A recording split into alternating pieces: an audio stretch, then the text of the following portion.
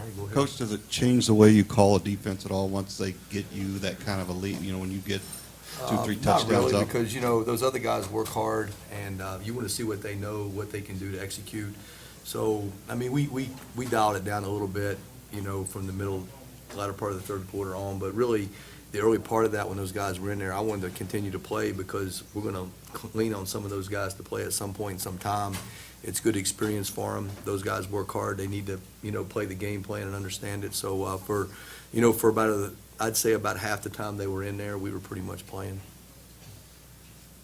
Todd, what was the thinking, or what do you guys get out of going to that dime package as much as you did? And it seemed like he plays at the majority of the games. Yeah, I mean, well, I think Josh is one of the most versatile football players in college football.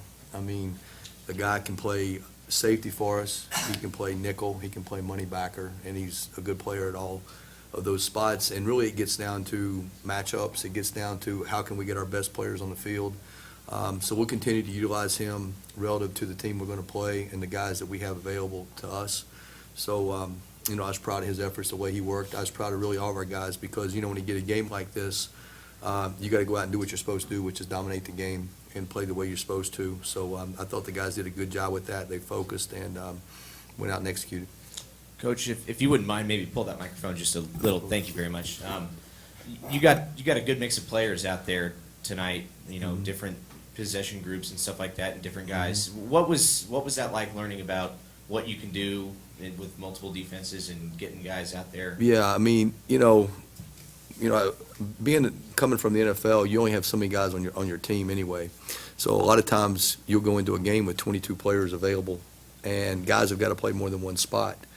So I've always been a guy that believes that you rank your players, and then you say, all right, how can I get my best players on the field? So that means that you have to cross-train guys, and guys have to play more than one spot. And if you put things into a concept, so now they're learning concept just rather than learning plays. They learn concepts. Then they learn, 4 or 5 concepts for this position. I think it's easier to do it that way. And then that allows you to mix and match and put various players on the field relative to down and distance, who you're playing, personnel you're seeing, and those kind of things. So I've always believed that because defense is about players making plays, and it's about finding ways to get your players, your good players, in one-on-one matchups against the bad players on the offense. And that's what we're going to try to do.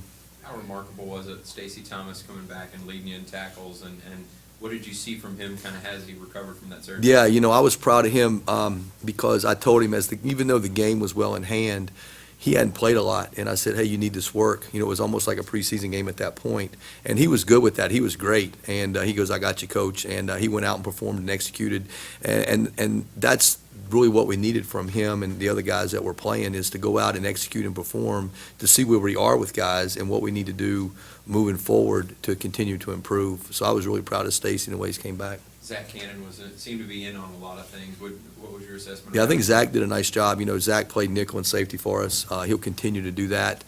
He's a conscientious guy that's worked hard in the offseason to learn our defense, learn our packages, and we're going to continue to lean on him to give us some production at both those spots. Coach, it seemed like the communication on the back end was really good tonight. It seemed like those guys communicated very well in terms of not really having a lot of blown coverages, things on the back end, especially with the tempo, the up-tempo offense. Right. I mean, first off, our offense will go up-tempo for us in practice, so that helps us. So we've been going up-tempo, really spring ball all the way through training camp. So we do get the tempo-style stuff.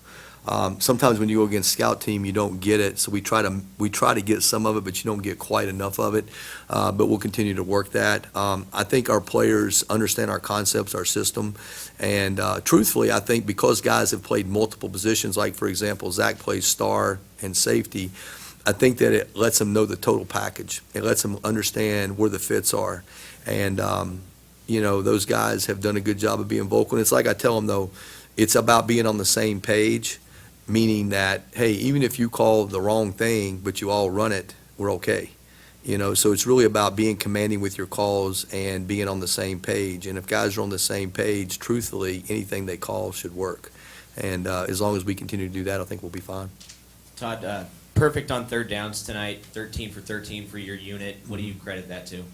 guys that can generate some rush, and guys that got some ability to cover. So I think that credit goes also the game plan. You know, third down is always a sticks element down, meaning, you know, 3rd and 3 to 4 is going to be different than 3rd and 10, 3rd and 14.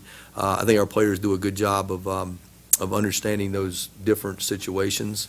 And then, you know, we're going to try to execute a game plan relative to those situations and how we need to defend them, because most of the time in third down, it's going to be a sticks element route, meaning that relative to the down and distance is where the possession is going to go, and our players understand that, so we usually try to play the sticks.